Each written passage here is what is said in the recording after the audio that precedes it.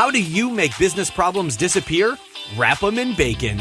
For business owners, marketing execs, and anyone trying to grow your business, pump your profits, and make more while doing less, welcome to Bacon Wrapped Business with Brad Costanzo. Sizzling hot business advice guaranteed to make you fat. Profits? Every week our chefs will serve you proven recipes for ramping up your revenue. Now here's your host, Brad Costanzo.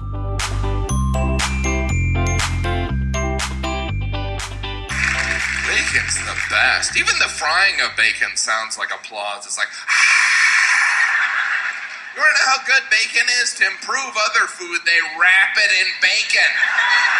I couldn't agree more, Jim. That was Jim Gaffigan, famous comedian. I am Brad Costanzo, the not-so-famous podcast host. I'd much rather have fortune than fame. And this is Bacon Wrapped Business. Now, if this is your first time finding the show, I welcome you with open arms. Going to do my best to deliver a sizzling hot show. And I'll use as many cheesy, cheeky bacon metaphors and euphemisms as I can because, well, it's how I entertain myself, and I hope you're entertained along with me.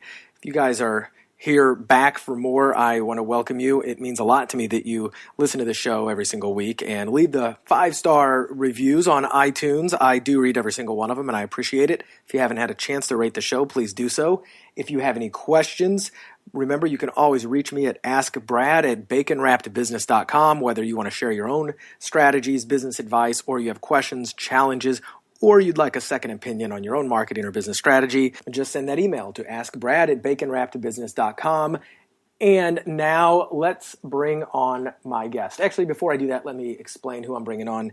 Several years ago, I reached out to a guy that I read an information product that he created. I thought it was absolutely brilliant. Nobody was really teaching this stuff.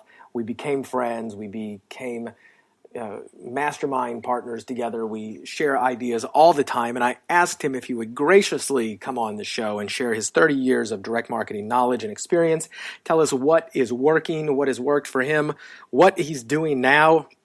And I have no idea where it's going to go, but I know that every time I get on the phone with this guy, I kick myself for not having a recorder.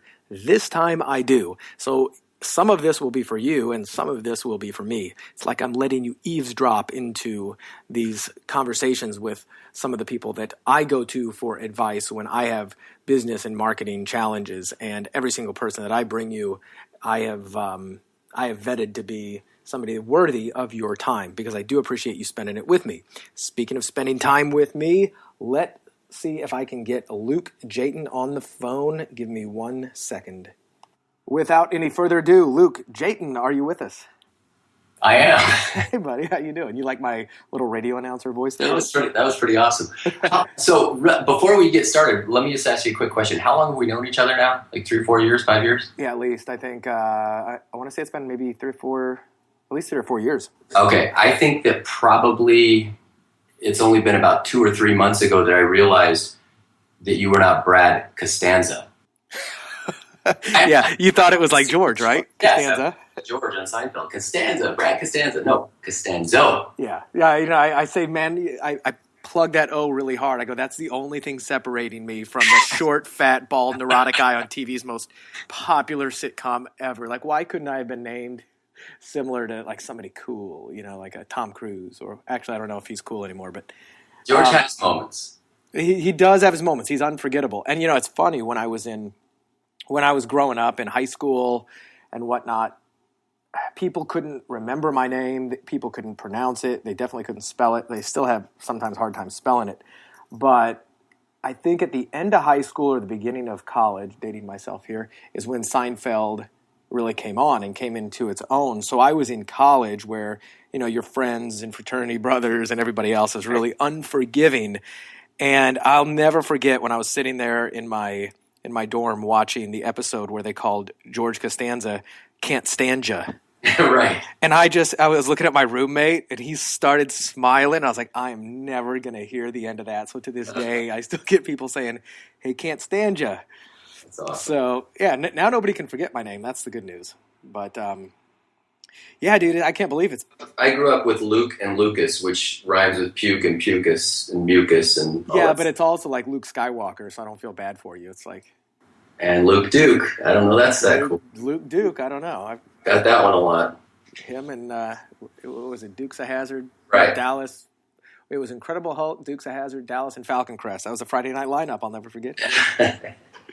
So anybody who's listening, Luke, you've got a really diverse background when it comes to the world of direct response marketing, and we're going to talk a little bit about what you're doing right now and as you've transitioned. But when I first heard of you, it was somebody was publishing your product on how to, I think it was either PostCard Profits or offline arbitrage or something about how to use direct mail, especially postcards and other strategies to sell your product, really no matter what it is. You had some really unique strategies on there. And I think I reached out to you, said how much I liked it. And from then on, we started chatting, and I still thought it was, really brilliant what you were doing. And you do come from, you've been in the world of direct response marketing for how long would you say? Let's see, since 1988. Wow. So going on, getting close to 30 years. Wow, that's fantastic. So you've done a little bit of it all. You were involved before the interwebs was up, and writing offers.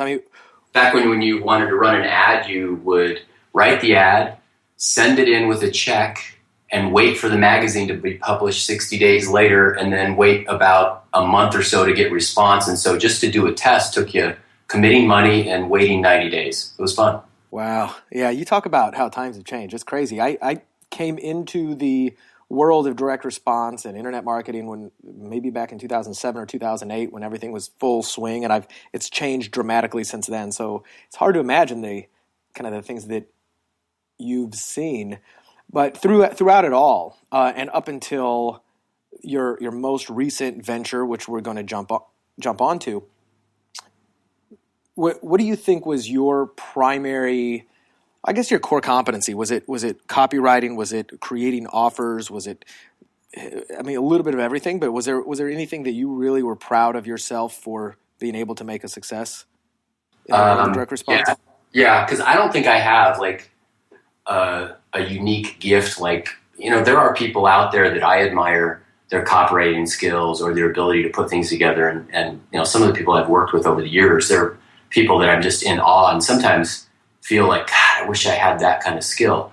But one of the things that I feel like has been, every time I've had a big hit, which has been half a dozen or so times over the course of 20 years or so, it always came down to, I think I have a really great ability to understand customer psychology and understand what the offer and everything is going to look like from the customer's point of view. And so before I ever took any copywriting courses or even understood or even knew the term copywriting, I was writing copy, but I was writing it from the standpoint of, I know what this customer who is going to buy this thing or not buy this thing that I'm selling, this widget, I know where they're coming from. And I almost do like this little meditation and set myself in their shoes and think about, okay, so back then everything was shipped, so it's like when this comes in the mail and they open it, what are they going to be disappointed? Or are they going to be happy? Like, what would I feel like? What would make me feel like this is something I couldn't have? I couldn't do without. Those are the things that I feel like I was really good at. That is so important. You see a lot of people really, or I do. I see a lot of people trying so hard to try to persuade and convince, and unfortunately sometimes trick customers into buying things, where if more people took the time to put themselves in the shoes of what their customer really wants, I think it makes it a lot easier. I've been able to do that really well myself, and I think that's led to some of my success is, put yourself there. What is it that you would respond to? What would you not respond to? And have a little bit of empathy goes a long way in the world of marketing. I would say that probably 75%, I'm sitting here thinking about it while you were talking, probably 75% of my failures, and I've had a lot of them, have been when I was basically not following my gut, following the trends, looking at proven paths that other people had taken. All that kind of shit has usually ended up in failure for me. Really? Yeah. So and I'm not saying that to say, you should, always reinvent the wheel, but you could go with colored spokes, or you could just kind of tweak the wheel a little bit. and based on the customer and the market and, what your relationship with them is or isn't. But I've always done the worst when I've followed the crowd. That's great. You are, every time we talk, one of the things I'm very, I love listening to your contrarian viewpoint on a lot of business. And I love it because I feel very much the same. And I want to jump into some of those contrarian aspects in just a moment, but including the one you just said. But in the past, a lot of your marketing, just so that people have kind of a frame of reference, has been information marketing, right? Whether it's home study courses or information of some sort, or did you do a lot of product marketing as well? No, I did a lot of product marketing as well. Okay. I always tended to go towards things that had high margin. And so the info product category wasn't one that I really jumped into until like the late 90s, early 2000s. And that might sound like a long time ago, but in terms of the whole scale of things, I've sold alarms, like home alarm systems. I've sold sandwich franchises. I've sold gym memberships. I've sold lots of stuff. Most of it is, like if you look at alarm systems and gym memberships and things like even franchises, there's a lot of air there, meaning that there's a lot of, you've got to build the value because there's blue sky so that we actually have, really high margins. So in that way, they're similar to info products. Mm-hmm. But I didn't really get into info products until, like 99 or so. See, I learn something new every day. I always thought that you had to have something. Most of the stuff that I've done that's had big success, here's another contrarian thing, we didn't even talk about this before, is I just never really looked at marketing to, quote, niches. One of the mentors that I learned from had a phrase, and it's not very politically correct, but he used to say niches are for bitches. Like we want masses, right? We want to market to the masses, and so I always looked at markets that were big, and then go within that market and have a differentiation that still gives you, quote, a niche. If you remember, Jeff Paul used to give the example all the time about you can go in the diet industry or you can go in the diet for truckers. Right. Yep. I remember that. So you take a big mass market, but then you whittle it down to a little piece of it that you can really speak to. But I never really liked niche marketing because it felt too constrictive, and it felt, like the people that I saw that had success in it. And this is again back in the early '90s, and Dan Kennedy and Jeff Paul were starting to do their sort of,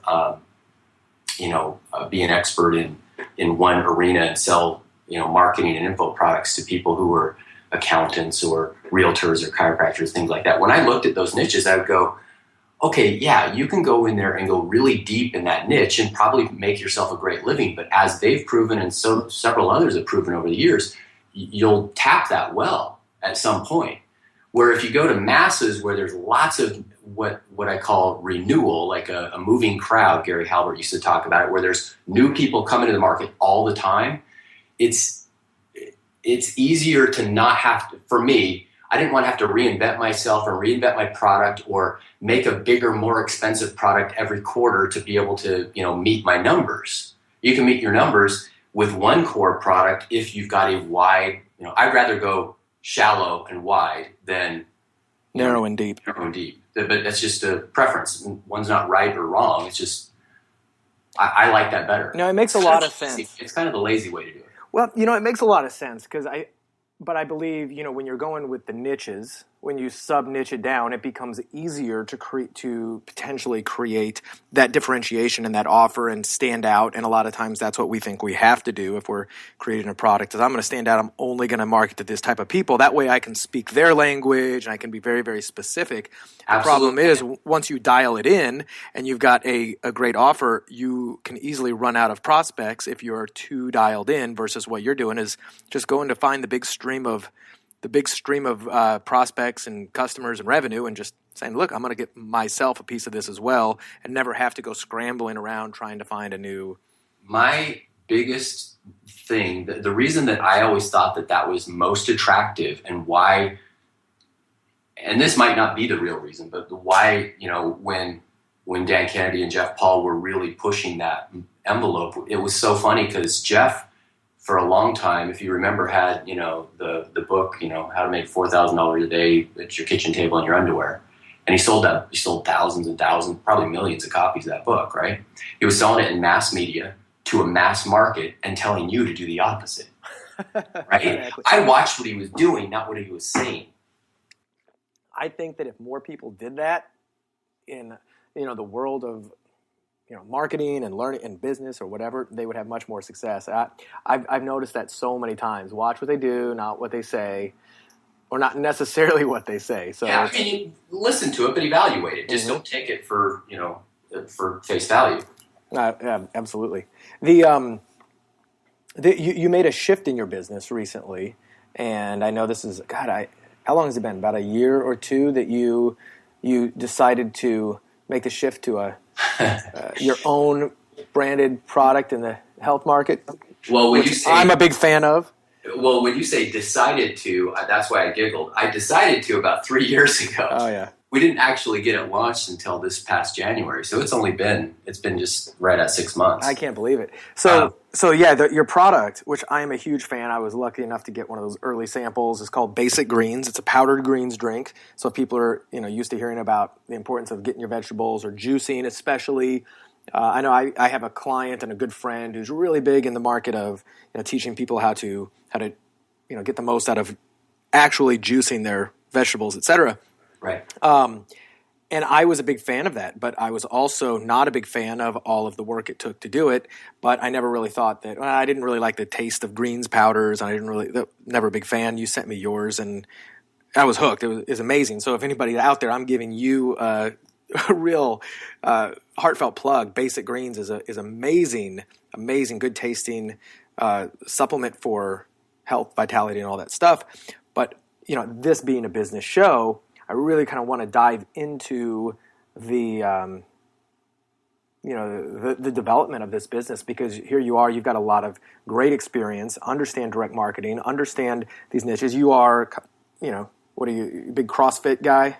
I always see your... Yeah, I do CrossFit now the last 2 years. So I'm not a cultist, though. I'm not That's good. It says everybody has to do it, but right. I really enjoy it. Right, but you're a really active guy. Health is really important to you. And I know that offline, when you and I were talking, you said that you kind of wanted to do something that you felt, sell something you really felt passionate about. And this was something that you enjoy, health, and something that you wanted to sell that you would put in your own body.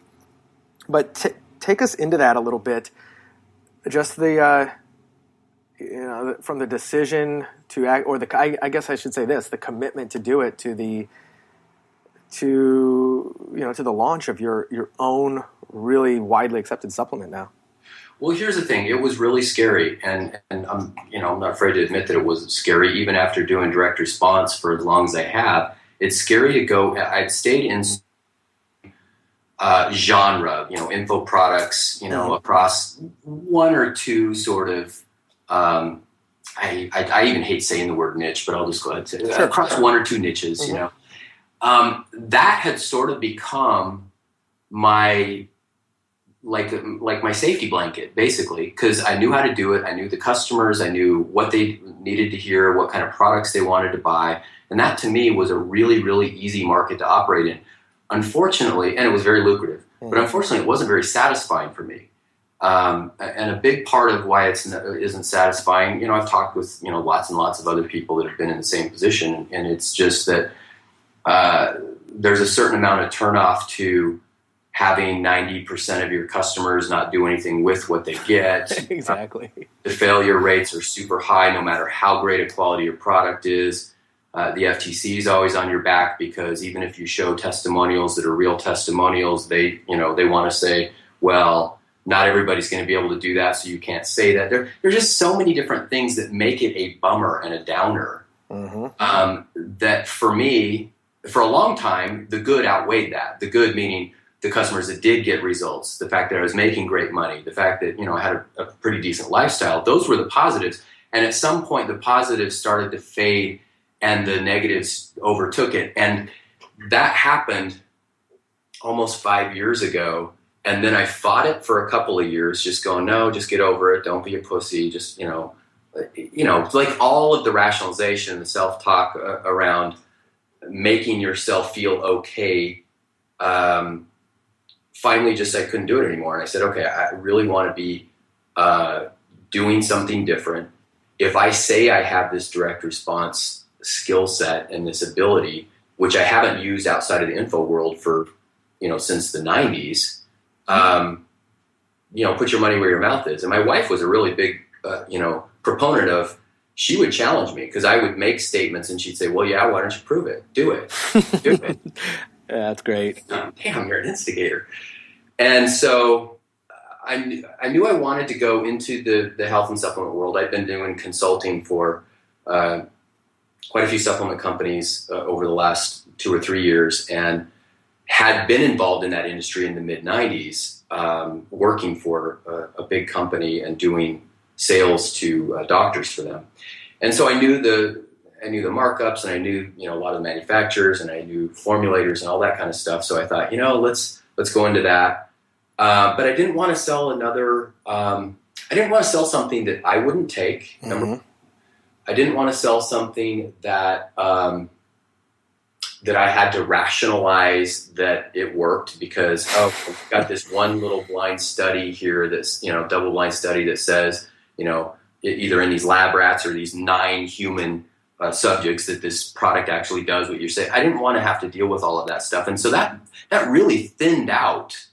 And again, I'm not saying anything against any companies that do that stuff. I consult with a lot of companies that sell stuff that I wouldn't necessarily want to sell. It doesn't mean that it's a bad product. It just doesn't fit my criteria. Right. Well, and again, like Dr. Oz is right now is going through a lot of that, where he made a lot of claims, then a lot of companies popped up to take advantage of the, of all the what do I want to say, all the claims that he made, and they created products around this, and then there was a big fervor, and now he's in Congress, and right, just a lot of mess. So I can see why that's not something you wanted to chase. Well, so because to me that felt like just another flavor of what I'd already been doing in the info product space. I didn't, it's just like trading one product for another. So I wanted something that I sat down and made a list of criteria that it would have to have. Mm-hmm. And so once I took, the things I didn't want to sell and then made a list of criteria, it really thinned out the field. There wasn't a whole lot of things that were left on that list that could work. And so I looked at selling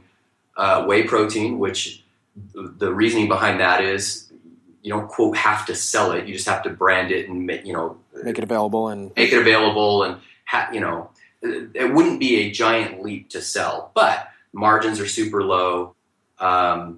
It's one of those products that, at least in my opinion, works really great as a upsell or a secondary product in the supplement world. It doesn't work a leader because the margins are just tiny. So to acquire a customer is going to be difficult to do, either at a break even or a slight profit on the front end. Yeah, I can see it making a better back end product. And I was also looking at one of the lists, the one of the criteria was, it'd have to be something that I would want to take on a daily basis. And I had not ever stuck with anything that was in a pill or capsule form for more than 2 months, ever. And I've been around, health and nutrition for a long, long time. Mm-hmm. And so it's very attractive to want to go sell something that's in that format because the margins are much higher than they are with powdered or liquid or, those kinds of products. And then I'll try to wrap this up so that this part, in case this is boring, but the bottom line is, not to me. Somewhere around that time, my wife and I watched the film Fat, Sick, and Nearly Dead. Oh, yeah. And got on the juicing kick. And I just literally went out and bought the expensive juicer and just went gung-ho. And probably by about the 3rd day, I loved the taste of it. I loved the way it made me feel, all that stuff. By about the 3rd day, I was like, that's a lot. I'm tired of cutting vegetables, cleaning them, and... Well, no, it wasn't just the cutting vegetables because there was 2 of us who were splitting up some of the duties, but somebody has to go buy it. Oh, yeah. You got to go shop for it. You can't keep enough for a week and your go bad. It's like... Yeah. And inventory management is one of the hardest parts of juicing, absolutely. So it was like 2 or 3 times a week you're going to buy the stuff, then you bring it home, then you got to cut it, and you got to get it ready and everything. And then somebody, it's like, heads or tails, who's going to clean the juicer now? It's like all of that. Like, it was a big deal. And so probably about 3 weeks in, we both kind of looked at each other and were bummed out. And it's like, I remember the first day that we were both like, you want to juice today? I'm like, You know what? And here's how it first started the decline. I don't know about how they are near you, but the Whole Foods out here has a juice bar in there, and you can go in there and literally pick what you want in it. So you way can easier. Exactly what you've done at home, right? Yeah, way easier. I was guilty of that too. I had one like 3 blocks from my house, and I would walk there all the time, and I'd leave my juicer sitting on my counter. Yeah, obviously more expensive because they're preparing it for you, but not. Yeah, it wasn't radical. Like it was worth the extra money to not have to do the work. Now I was showing up at Whole Foods every day, and then it's like, well, man, am I supposed to be doing this 2 or 3 times a day? I'm going to Whole Foods 3 times a day, right? Yeah. Because you can't really buy it and then put it in the fridge. It goes bad. You know, like you're not supposed to have it for more than 24 hours or something like that. Yeah. I don't know. Yeah, something like that, or it oxidizes. But so from there, I said, I don't mind juicing once in a while, and I really like the idea of juicing, but I need to have something that gives me the same benefit, or at least close to the same benefit, without having to do all this work and effort and the expense and all that. So I knew about that there were a lot of different green strength products on the market. There's dozens and dozens of them. And I went out and, bought one at Trader Joe's and brought it home, and was like, I just about spit it out when I took one swallow. I couldn't stomach it. It was disgusting tasting. And I was like, man, so the only way to drink this stuff is to make it in a smoothie. And if I got to make it in a smoothie, I might as well juice. And what's the point? It didn't save me anything. So then I was like, well, that's probably just that brand.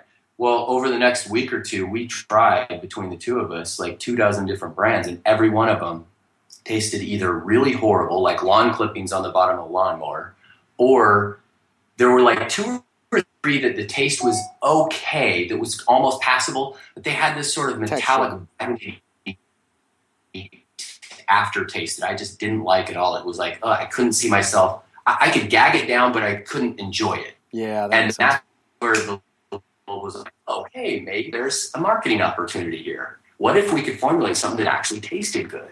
And we started down that path. And it took a long time. It took almost a year, going through different formulators until we found the formulation that we've got. And the formulation that we've got, you can tell me if you're the same way. It's better than drinking iced tea. Like, it's not something that I go, oh God, I got to drink my greens. It's more like, oh God, cool, I get some greens. Oh no, it's amazing. It tastes good. Yeah, no, it's amazing. And one of the things I liked about it is that you said it's all. I mean, the name, basic greens. It's the basic stuff. You don't put a lot of other things in there that wouldn't be healthy. It's a whole food.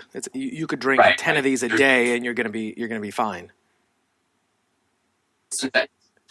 No synthetic vitamins, no added minerals, just what's in the fruits and vegetables. So yeah.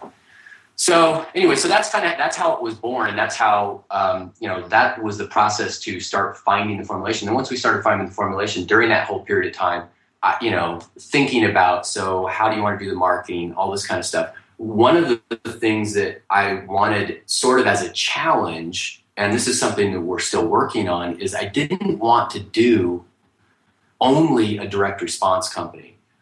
I've always wanted to have a product that could do stuff that would do direct response, but it also would fit for doing in image or content type advertising. And so, because that turns me on.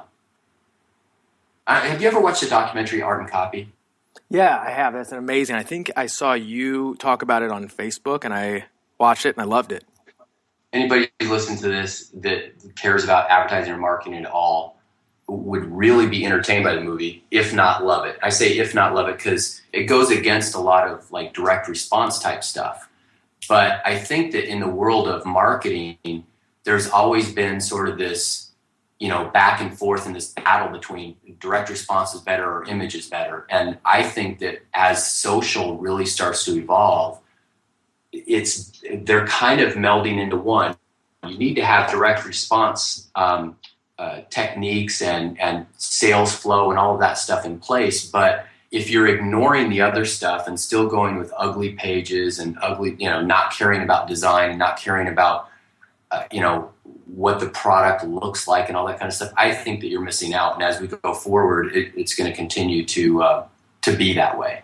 Yeah, things have changed. Design absolutely matters right now. I mean, substance still matters, in my opinion, more than style. But if you've only got one, you are going to be rolled by your competition because a lot of folks out there are realizing that, that both of them matter probably now more than ever, especially with so much competition and other options in the market.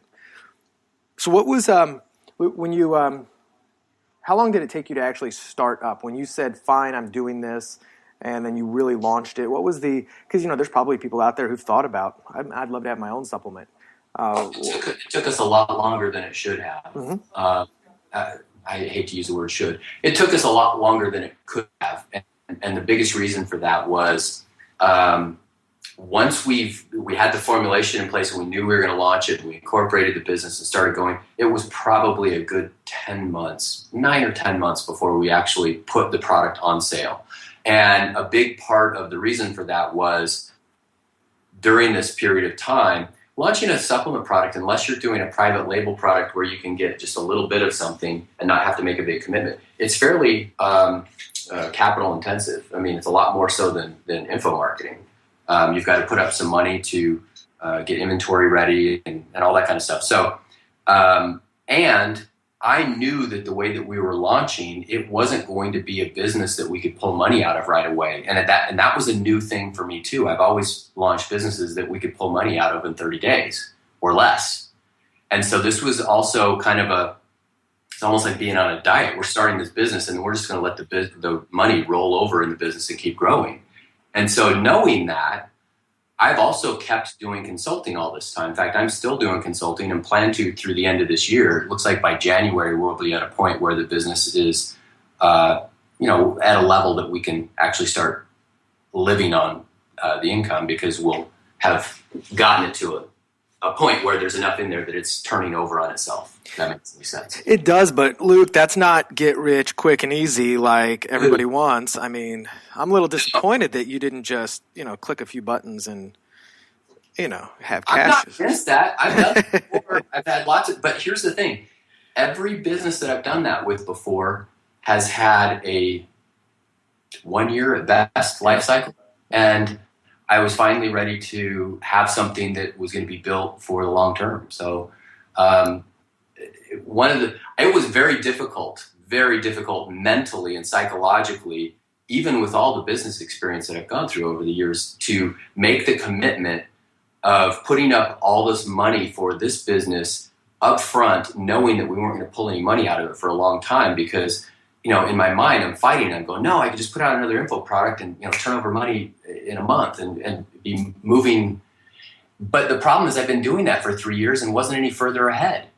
And now this is more like it's more like an investment, like an annuity. I'm treating it like something that's going to be around for 20 years, not, oh my God, I hope we make it 7 months. And it's so true. A lot of the people, I'm assuming this used to be your life, mine to a degree, and a lot of the folks that we know and a lot of our colleagues who are kind of in the direct response world is a very promotion-based world, and it's always like, on from one promotion to the other. What can I sell? What can I sell here? What can I sell there? And very few people in that world tend to look at business building. It's almost like, I don't know if I made this word up, but I kind of like it. I never heard it, but a commercenary, but which, just going from one promotion to the other. And that's kind of cool that you've transitioned out of that. Said, look, I want to build a brand. I want to build a real business. By the way, I just had this thought. I recommended this on Facebook, but there's a book I just recently read. It's called Get Big Fast and Do More Good by Ido Leffler and Lance Kalish, I think it is. And it's all about these two best friends who back in, I think, 2006 started a brand called Yes to Carrots. You ever heard of that? Yes to Carrots? No. Okay, so they are the second, from what I understand at least, they are the second largest natural beauty brand next to Burt's Bees. Wow. And they started in 2006, and their story is amazing. And the entire book, number one, it's about product marketing and brand building. You specifically would absolutely love it, because they talked about everything from the trade shows they did to how their very first client for distribution was Walgreens. Wow. And it lists, and it's funny. By the way, it is one of the funniest books I've read, a business book, because it's written almost like if you and I were business partners, you'd write a chapter or a paragraph, and then I would come in and it'd be like, Brad, okay, what Luke really meant to say was blah, blah, blah, blah, blah. That's awesome. But the ups, the downs, but also, it's a crazy story, but it also goes to show that if you've got a good passion for your brand and building that there's some really, really cool things you can do, especially when it comes to retail and customer loyalty. But get big fast and do more good. Highly recommend it to anybody listening, but you for sure. All right, I'm on it. So, hey, and speaking about business stuff, I alluded to this a little bit earlier, and you brought up a couple good points in here as well. But one of the things I've always respected about you is you do go against the grain. You mentioned that whenever you've kind of seen somebody pitching one thing and then doing the next, and you never really followed just a proven blueprint that you kind of always.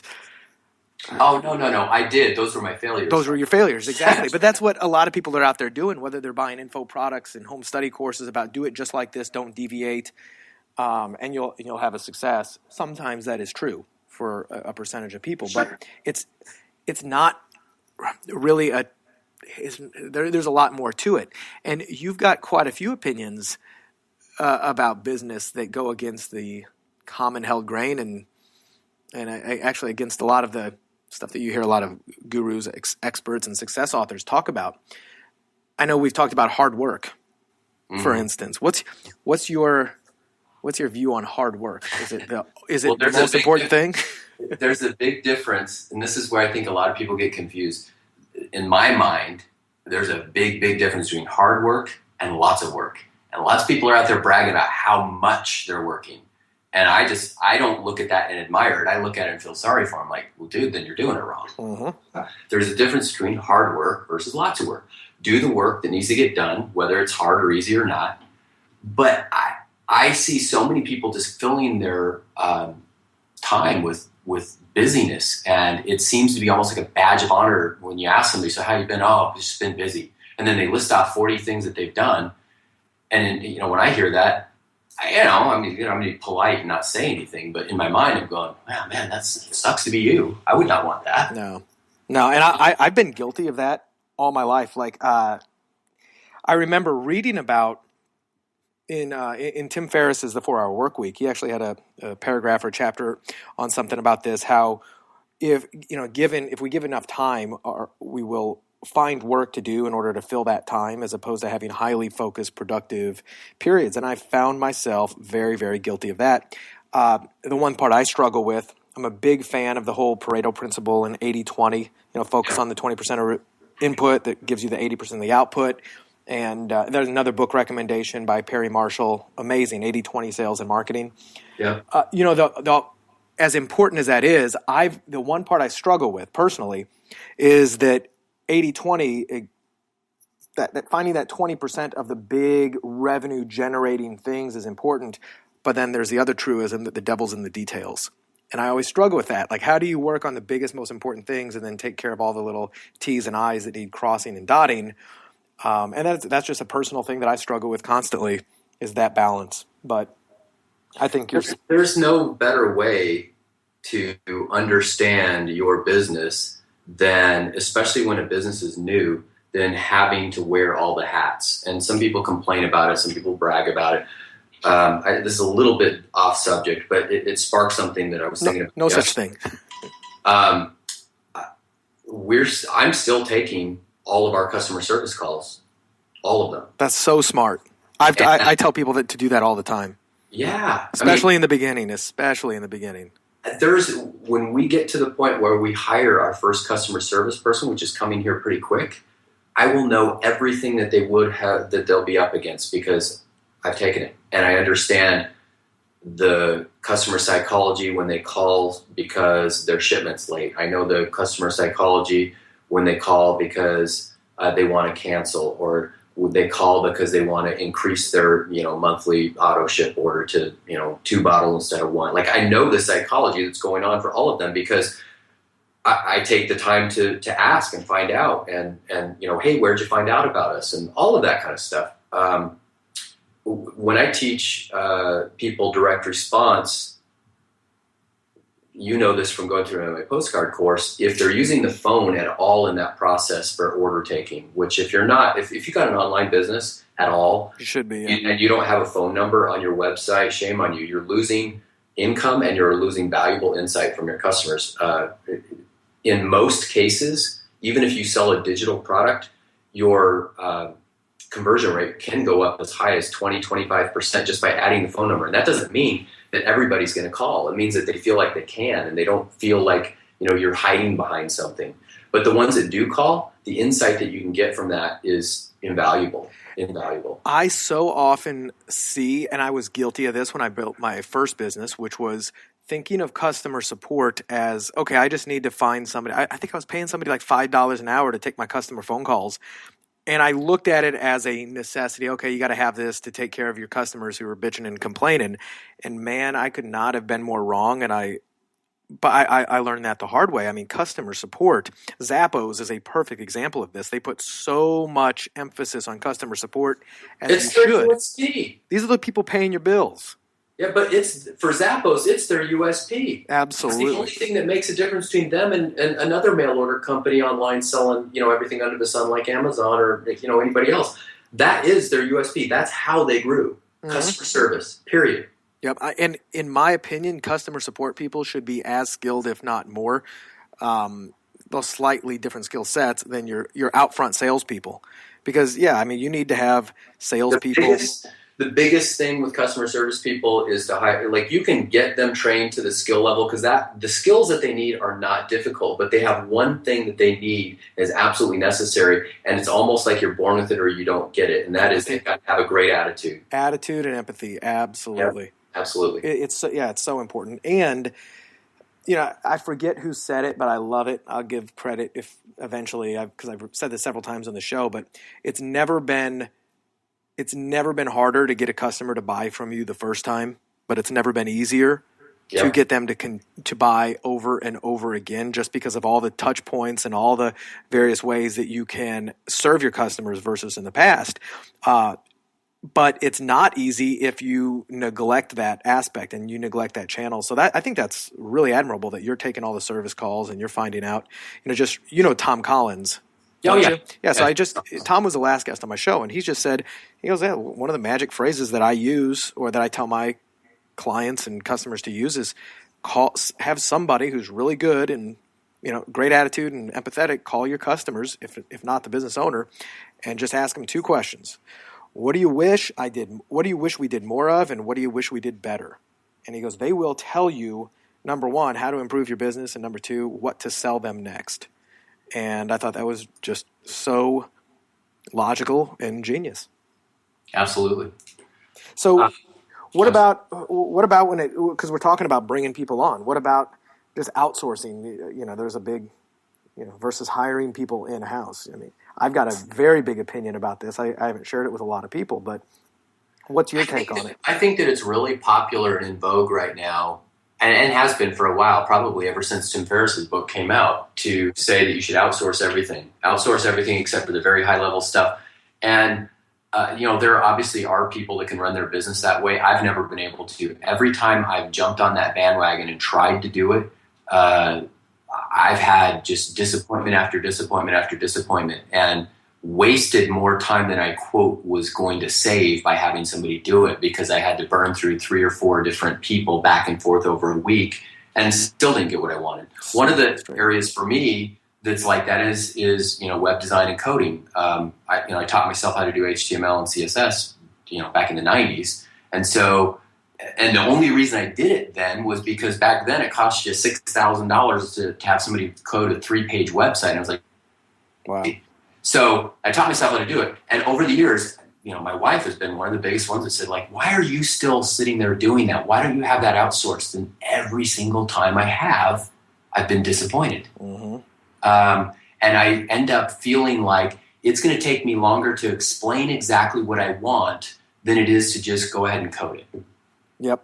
I know for some people that don't have that as a skill set, that's not the case, and it would be daunting to come up with that. But and maybe that might not be the best example. But I think that outsourcing just to get something out of your quote list of duties that you have to take care of or watch over is foolish. You're still going to have to watch over it, probably even more, because you're not there right with it. Right. Well, and I believe that the time you save, and I outsource, I outtask, and I have in-house help as well. So a little bit of both. So I mean, although I think outtasking is a lot easier than so the difference being, hey, I've got a small little project. I need you to just go, hey, design this banner or code me this one page or do something of that nature. Of course, of those things, I usually have a tremendous amount of experience either from trying it and failing myself or trying it and succeeding. At least I know what to expect. I know how to identify quality versus crap. And I think that's super duper important. If you're just getting started in something and you think, oh, I'm just going to outsource everything and everybody's going to magically deliver the best of, the best work product, sorely mistaken. And unfortunately, you learn that the hard way. And there's certain things that are, like when I work, like I said before, I do a lot of consulting, have been for the last 2 or 3 years. And when I work with clients, one of the hardest things to get across and to get done for them is the copywriting part of it. Oh, yeah. Copywriting is like the third most important thing. Mm-hmm. Or the first two? First one is market, audience, list, whatever you want to call it. Offer. And the second one's the offer. Yep. And third would be copy. And so, and that's not like a distant third. They're all really, really close to each other, but copy would be the third thing. Yeah. Well, and the copy gets easier. If you've got a pretty good market and your offer really serves the market, the copy gets a lot easier. A lot of people try to take the copywriting first before they... Yeah, and some people try to mask problems with their market and their offer by having good copy, and good copy can't overcome that in most cases. Yeah. So are you saying that you can't, lipstick on a pig? Right. But here's the problem: is a lot of clients that have like some of that other stuff lined up, they either want to skimp on copywriting, like, well, who's the cheapest copywriter? I'm like, oh man, that's like saying, well, who's the cheapest mechanic for my Ferrari? They're gonna fuck it up. I'm sorry. It's you're not gonna do that. You don't want to go with the cheapest. And then I think another mistake that people make around copy is not just digging in and learning it. It might take you a year or 2 years, and you might not be able to use it on this project you're working on today. But the sooner you start learning it, the better off you're going to be, because even if you always outsource it, you'll know what you're outsourcing, and you'll know how to decipher whether what they gave you back is something decent or not. Oh, yeah. I mean, I can't imagine. It's one of the most important skills, I think. If you're in the business of persuading people to buy things, you don't have to be the persuader, but you have to understand what's good and bad persuasion and what makes you look poorly. Because if you're outsourcing and you're just hiring a copywriter to come sell your stuff, they're never going to do it with the same gusto that you could. They may have more skill in writing it, but you have to be able to recognize it. When it comes to back to the topic of outsourcing and hiring, you may save time by hiring somebody to not do it, but you need to not think of it as, oh, that's time that I just get back to myself. You should put that same amount of time that you're saving from doing it into finding the right person, screening, filtering, training them to do what you're doing, as opposed to just saying, oh, I don't have to do that now because I hired somebody to do it. Because that's usually when I find that I have the biggest failures when it comes to that. Yep. Speaking of, we talked a little bit about this, but there's a big maxim in the market about just get it out there. One of my favorite books, by the way, is Ready, Fire, Aim by Michael Masterson, and it's got a lot of tremendous advice. But I think a lot of people that I've seen take that way too much to heart, and they put out kind of crappy product. What's your take on that versus like getting something out quick or getting something good out quick? I think that subject, or that's one of my pet peeves, but I think that subject is one of those ones where balance really comes into play, because the extremes on either side are horrible. Being a perfectionist to the point where you don't put something out for 3 years, that's obviously detrimental. But being a a person subscribes to a minimum viable product and you spend more time crafting a marketing message than you do delivering or putting together a product that people are going to like, I think that's horrible too. And there's nothing worse than, going through a sales process and being really excited about getting something based on what was sold and then getting it and being radically disappointed in what was delivered. And I think that there's too many people that are willing to rationalize that, okay, it doesn't have to be perfect, let's get it out there. I agree, it doesn't have to be perfect, but it needs to be damn good. Mm-hmm.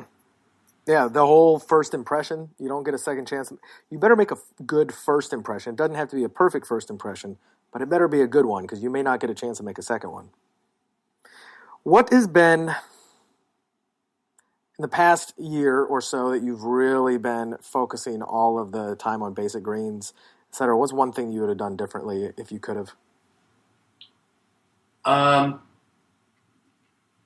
It's a detail. It's not necessarily something that would really carry over to everybody. Well, maybe it would. You could find a lesson in this. The biggest thing is I did not ask about packaging options when we first got started. I just assumed that the one option that I was looking at was sort of the only option. And I wish I had dug a little deeper because we're in the process of moving to single serving packets and as opposed to, a tub, and for a whole lot of reasons, but, primarily getting a lot of requests from customers to make it portable, make it travel. That's good. And there's a whole bunch of really good reasons why we're moving to it. One of them is it makes it easy. The word spreads more. There's all kinds of really good reasons. But when we went to do it, when people first started requesting that, I was very sort of like closed-minded and said, no, it's going to cost way more, blah, blah, blah. Well, I finally just, broke down and called our manufacturer, which I should have done a long time ago, and had them quote it. And it came back and it's actually like right at the same, it's within 50 cents a unit. Oh, wow. With, for monthly supply, doing it this way versus doing it the other way. And so the lesson there is don't assume you know. Yeah, exactly. No, and I can see how. Now, are you going to go solely with the single serving packets, like so that you'll get a box of single serving packets, and versus the, I guess, like the little miniature tub that you sell now? Yeah. Okay. Yeah. No, that's great. That's it won't need to be refrigerated after opening. There's I can give you a list of 10 benefits for it, but my first thing was. I like scooping it out of the thing because I'm always at home when I take. But I started using the packets myself to kind of like be the guinea pig.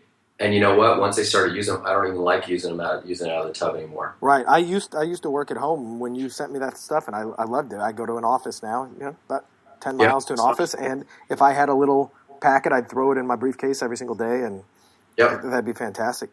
One of the last questions I've got about the entire business, and this is I don't want to get too, I guess it would be personal or intruding on this, but as far as a budget, because I don't want to ask you specifically, what did you spend to launch this? But I guarantee there are people out there who are thinking about, this is something I'd love to do, or I've had a dream to. I've even thought about it in the past too. You are definitely not, you did not go the route of, hey, I'm just going to go private label somebody else's stuff and do this on the cheap just to have something to sell. You've created your own product in order which you can, and there's nothing wrong with doing that. I do consult with clients who do that all the time. Correct. And I'm definitely not saying there's anything wrong with that. And I understand the economics of that business model a little bit better. You can start really small, et cetera. But when it comes time to formulating your own product, you're working with manufacturers and suppliers and all of this other stuff, what should somebody typically budget realistically to say, I'm going to do this, I'm going to do it right? $100,000, $50,000, $200,000. Is there kind of an idea? I can give you a range. The range is pretty big, and the range has a lot to do with how quickly you want to scale.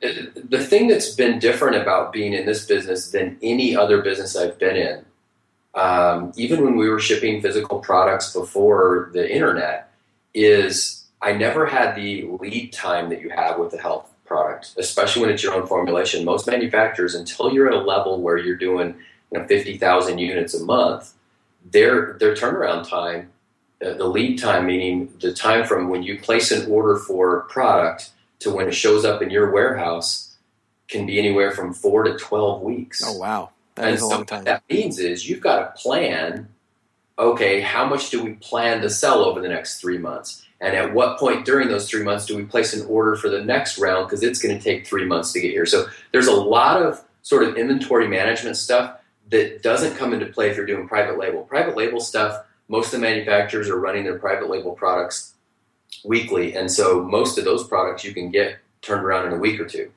When we were selling audio products before the internet, I used to sell CD products and things like that. I had a CD company local to me that we could place an order for 1,000 units today and go pick it up the day after tomorrow. So I never had to worry about inventory. So that's like a whole new thing that I'm learning, and I'm learning from people who've already done it. And it's funny because I have a friend who's at a much higher level. He's been in business out 3 years, and their business is doing very well. And I called him and I asked him, I said, dude, so how do you plan? And he's like, well, it's all kind of play it by ear, and you're gonna screw up sometimes. He said, there have been twice in our 3-year history where we ran out of inventory and had nothing for 6 weeks.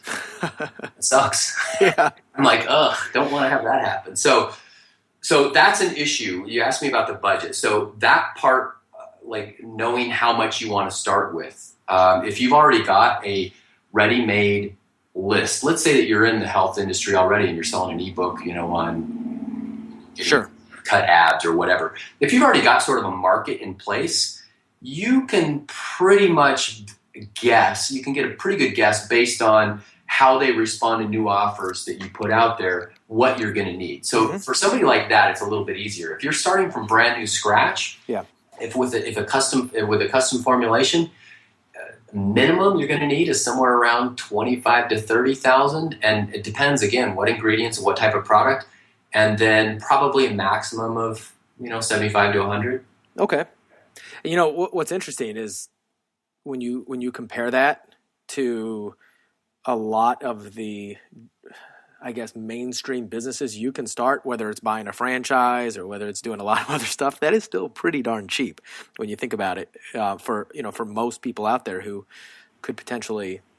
Absolutely. And listen, if you were if I was brand new direct response and this was going to be the first thing that I went into, I would probably lean, and I try to steer customers clients that I work with who are kind of coming into it new, I try to steer them towards a private label product, because you can get a private label nutrition product started for a couple grand. Yeah. Well, and it's a great way to learn the ins, the outs, a little bit of inventory management, a little bit about how to sell it. I highly recommend that too. And if I were to go that route, I don't have any immediate plans to. That's definitely the way I would start. But it's really fascinating for the fact that you didn't do that. I think you probably have in the past, but that you just said, "Hey, I'm going to build my own brand, my own product, something long term that I can stand behind." And I mean, it's quality, dude. Myself, everybody I know really, really likes it. I use it with my NZT still. Yes, NZT, the good stuff. Yeah, Mark's supposed to be on the show as well. You were talking about, we won't go into that, but you were talking about, there's not many supplements out there that you've ever taken for longer than 2 months. That's probably the only supplement I've ever taken in my life, for a long time. But right. We'll get into that in a future show. This has been great, man. I love getting inside your brain and hearing some of the strategies that you're using, that you've used. You've done a little bit of everything. You're definitely a definition of a direct marketing. I don't want to use the word guru because it's so thrown around, but you've seen a little bit of everything. How about direct response veteran? Ooh, I like that. Veteran, it implies that there's some time, some age, some wisdom, but I'm not always right. Guru has to always be right. Right. That is a great point. And I hate using the word guru. Maybe it's because I'm so inundated with a lot of gurus or some of my best friends, and it just starts to kind of wane on the effectiveness of the word. But man, I really appreciate you being on the show. You wrapped some bacon around this episode, baby. Oh, good. That was what I was going to ask. Is did we get wrapped in bacon? Are you going to have bacon wrapped greens? Are you going to put some bacon bits inside the powdered greens? I'm not sure that would sell really well. It might not. I mean, you could drink your greens and have some bacon in front of you, and maybe have a slice of bacon with your greens. Yep. That might be good. Maybe it's a balance, right? I'm having my bacon, having my greens. It's getting a little bit of everything. Hey, so I want to leave it with two quick things. Okay. If somebody wants to get some basic greens, where do they go? Where do they get it? They can go to basicgreens.com. At the top of this is really cool. At the top of the page, there is up in the menu area, there is a little button or a little link you can click for free sample, or you can just go to basicgreens.com/free sample, and we don't make people commit to it up front. No credit card, nothing. We'll ship you out a free sample so you can taste it before you buy it. That's awesome. If you're listening to this, go get it. It's amazing. It does not taste like grass clippings, like you said. You'll drink this all day long. Honestly, the only things I drink at home right now is water. I don't drink milk. I don't drink soda. I don't drink anything else but water, and then water with basic greens. Those are literally the only liquids that I consume. So highly recommend it. Get the sample if you want. Otherwise, screw the sample. You're going to want a lot more. You can probably make a bigger order. You also mentioned, I don't know if this is something you actively look for, but you did mention that sometimes you consult with or have clients. If there is anybody listening to this who is either in that business already and wants your advice or anything else, do you offer consulting services to folks? I do. It's one of those things that I'm usually only working with 2 or 3 at a time. Right. And most times people get on a waiting list, and usually the wait's only about 30 to 60 days till I have an opening. But the best way to contact me on that is just to send me an email, Luke, Luke, Jaten, Jaten, @gmail.com. Basically, I have 2 paths. If somebody is already in the supplement business and needs or wants help with any of their channels of marketing, because a lot of times, I'll help people who've already got one channel successfully set up, and they want to, they understand Google AdWords and now they want to be on Facebook, or they understand that and now they want, a direct mail follow-up campaign for their customers or whatever. Some people I can help, some people I can't. We can talk about that. The other way is, recently I've probably worked with a dozen or so people in the last 5 or 6 months who already had successful direct response experience. They weren't, beginner, brand new people, but they had no experience in the supplement world and wanted to get started. If that's the case, you can shoot me an email, and I've got a course, and there's no sales page for it or anything, but there's a course that I did back in October on setting up a supplement business from scratch, and that would be the place to start. It's $99. It's no big deal. Oh, that's great. Yeah, I didn't even know you had that. How about that? That's awesome. Well, Luke, thank you very much for joining us. Anybody else, if you enjoyed this show, do a couple things right now. Here's your homework. Go get a sample at least of Basic Greens. Go to iTunes. Leave a review of the show if you haven't done so yet. That is the best way to pay me back for reaching out to Luke and getting somebody who's very, very busy building his own business and empire on the phone for a full hour. I'm not busy. I'm not busy doing that. I'm busy doing family stuff. I thought you were busy working hard, man. No. Hard working. That's a focused 2-3 hours a day. The rest of the time I'm spending time skateboarding with my son. Well, another reason to pay attention to the stuff you're doing. Go to your site, and if you're, it's the fact that you're able to do that is fantastic. It's kind of the dream of most entrepreneurs. But yeah, one of the ways to pay me back is leave a review on iTunes and share the show if you have friends, if you have colleagues.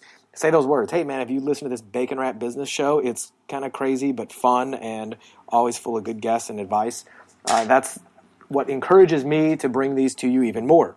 If you have your own strategy, if you have your own business that you think is working really well for you, you'd like to share it, send an email to askbrad@baconwrapbusiness.com. Share it with me. Maybe I'll invite you to be a guest on the show. Or if you'd like a second opinion on your own business marketing strategy, if you've got a question about entrepreneurship, business marketing, copywriting, you name it, Once more, ask Brad at baconwrappedbusiness.com. Look forward to the next episode with you. And until then, if you got a problem, wrap it in bacon. See you, Luke. See ya.